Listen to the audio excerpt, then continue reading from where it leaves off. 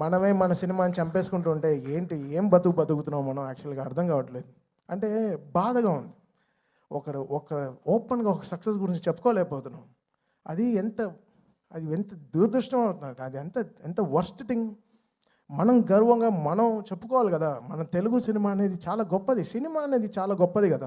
ఇండివిజువల్గా మీరు కొట్టుకు చావండి, మేము దాని గురించి ఏమనట్లేదు. బట్ సినిమాని చంపేయకండి, అది కరెక్ట్ కాదు. అది చాలా రాంగ్. అది ఏ సినిమాకి జరగకూడదు. అది ఐ ప్రే అది నేను వెళ్తాను. అది వాట్ ఎవర్ ఇట్ ఇస్.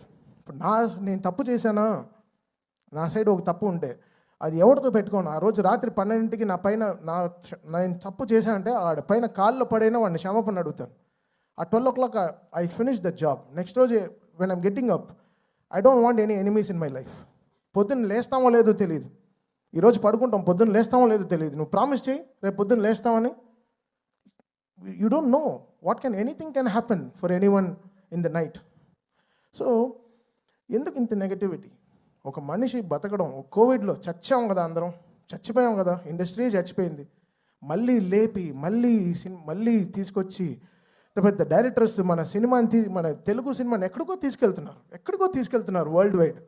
ఈరోజు అఖండ నుంచి అసలు what ever it is, Telugu cinema is flying high. జపాన్లో సినిమా రిలీజ్ అవుతోంది, అమెరికాలో 10 million 15 million కొడుతోంది, ఆస్ట్రేలియాలో సినిమా రిలీజ్ అవుతోంది. అసలు వరల్డ్ కార్నర్స్, నార్వేలో ఫస్ట్ షోలు పడుతున్నాయి, ఎక్కడెక్కడో ఏవో జరుగుతున్నాయి, ఆఫ్రికాలో రిలీజ్ అవుతోంది, ఇంకా సౌత్ అమెరికా కూడా అయిపోతున్నాయి అనుకుంటా. ఇంకా we will go there. Telugu వాళ్ళు ఎంతో గొప్ప వాళ్ళు, చాలా అందరూ వరల్డ్ వైడ్ వెళ్ళిపోయి మనకి ఎంతో వాళ్ళు గర్వంగా మన సినిమాని ఎక్కడో తీసుకెళ్తున్నారు.